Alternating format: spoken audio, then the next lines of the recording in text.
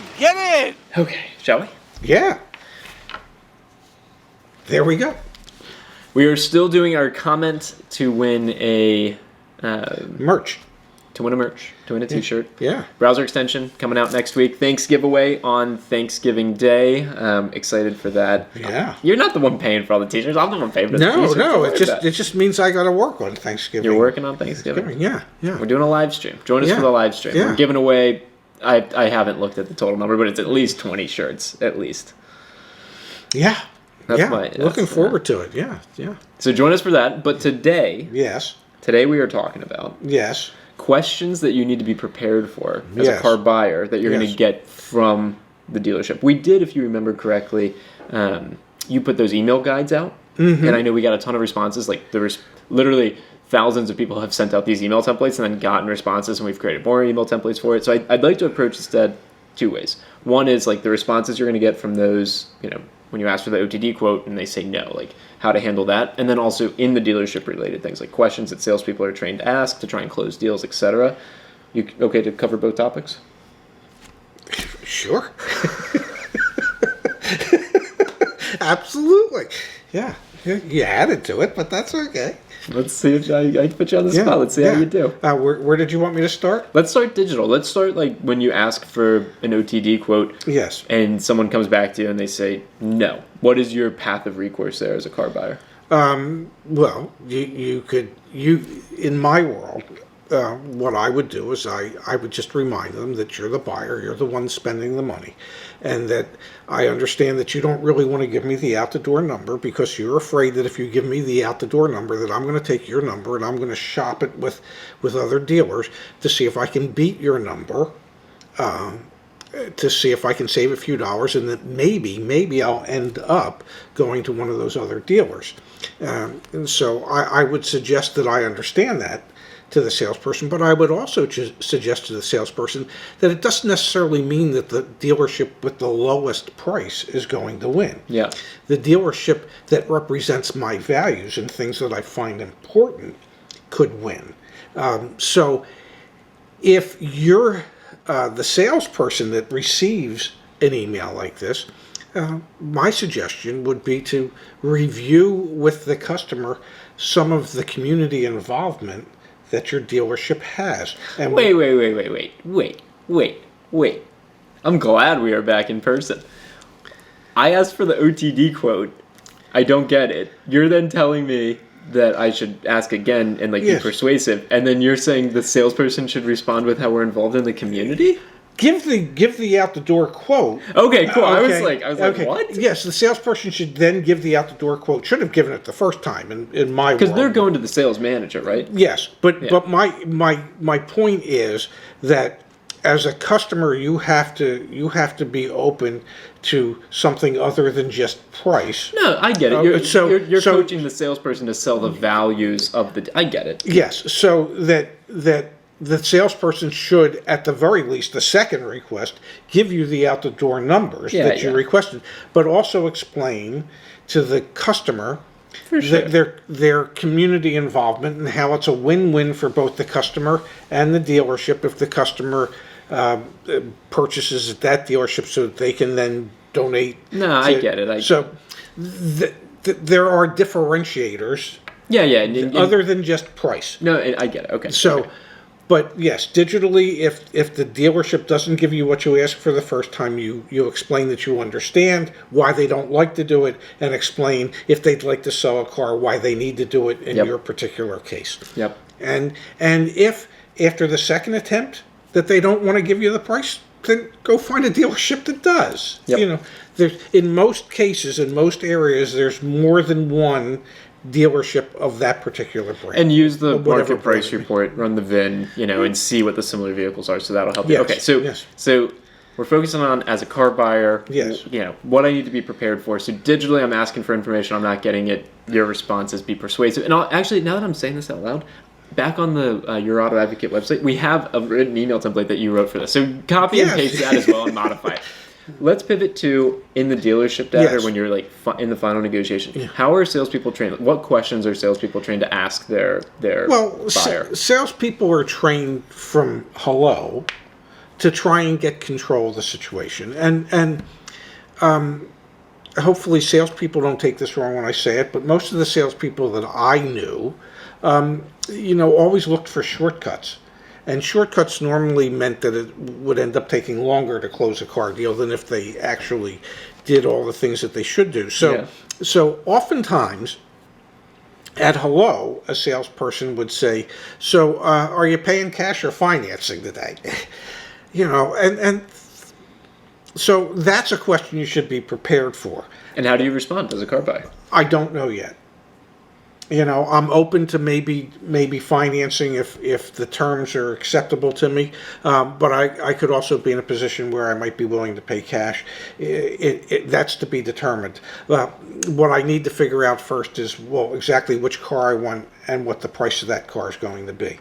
The idea is that the customer has to try and be in control as opposed to allowing the salesperson to be in control, because the salesperson's just going to ask controlling questions. Yeah, like knowing if you're going to finance it or lease it even and whatnot, like that's for control. Do you have a trade? Yeah. What are you doing with your current car? So how, as a car buyer, do you continue to just deflect and stay focused on OTD price of the vehicle you're interested in? Yeah, I haven't decided whether or not I'm going to trade the car.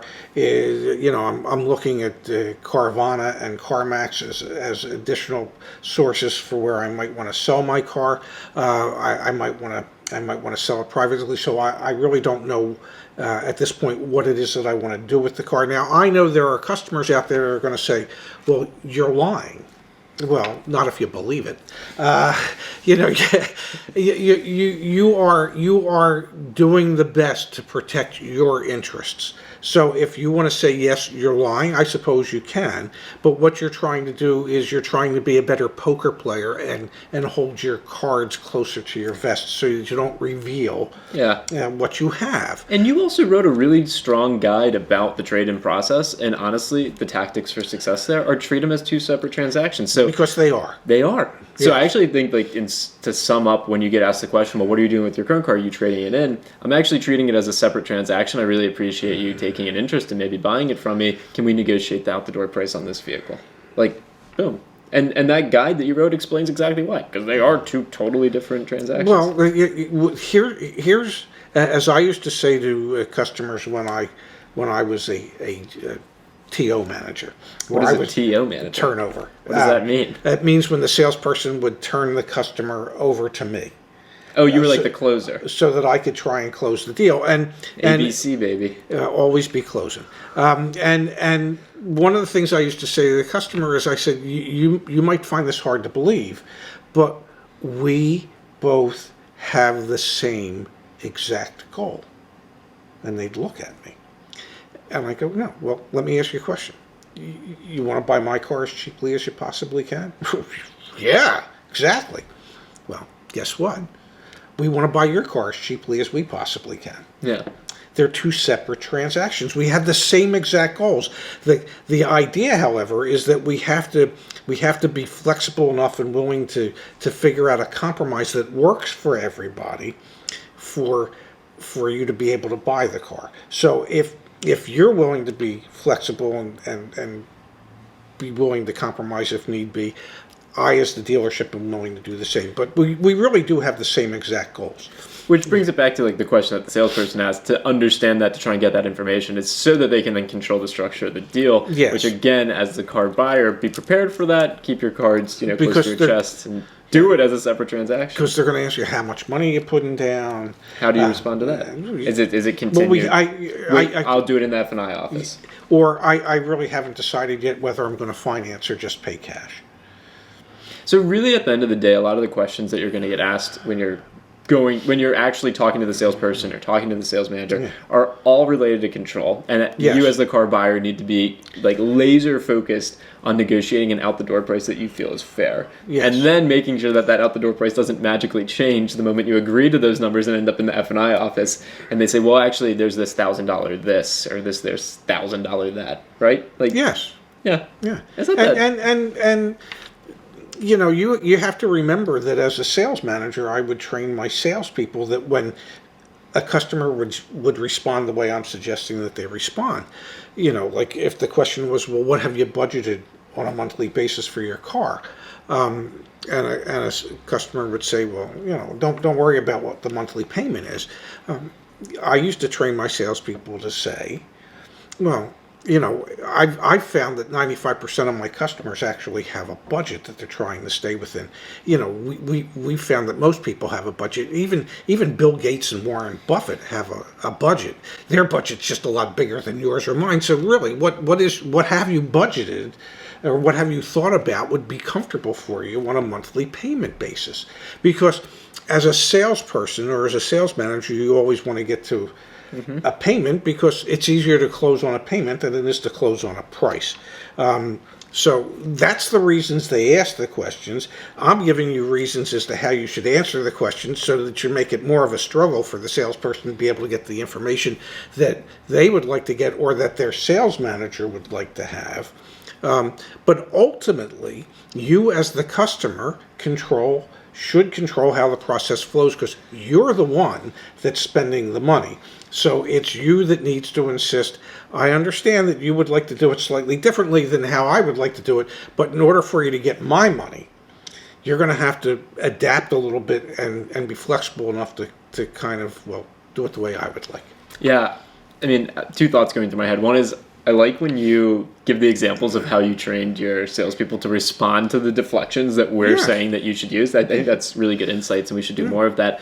And the other thing that I'm reminded of is, you talk a lot about you as a customer, as a car buyer, have the most powerful 2-letter word. I know. Yeah. No. And so leverage that, use that. Yes. And, ultimately find the dealer that you feel comfortable working with. Yes. And focus on OTD. There's a 3-letter word that the dealership's going to use a lot. WHY. Yeah. They're going to ask you, a good salesperson is going to ask, why? Why haven't you decided whether or not you have a budget? You must have some idea as to what you can afford. Why? And just a good salesperson will constantly ask why to get you to finally, eventually, hopefully, answer the questions that they're asking. You just have to be strong enough to not always provide them with the why. I actually think it came from Toyota Corporation. It's called the 5 Whys. It's this methodology or this concept that if you ask why 5 times, you get to the true underlying reason for some sort of decision. And so, I think as the car buyer, it's not incumbent upon you to have to explain yourself to someone else. No. It's incumbent upon you to focus on out the door. But it is human nature. Oh, absolutely. You feel pressure. You feel like you're being manipulated. Yes. Yeah, of course. Well, and you are being pressured and manipulated. And that's why you watch these videos, is so that you can, in advance, feel more comfortable. Stand in front of the mirror and practice this stuff. Yes. Yes. You saw me last night. That's what I was doing. Well, in my dreams, I saw you doing that. Yes. No. All right, we should wrap. Okay. Thanks for your time. I think we did it. Thank you, honey. Just in time for the police to come by. They're coming. Is it recording? It is recording. It's only focusing on your face, though. I can tap on yours if you. Yeah. There we go. Yeah. Good timing. Yeah. Dryer's done. Dryer's done. Stop recording. Oh, do you need to hang stuff up? Well, I do have shirts. See you in a minute. Okay.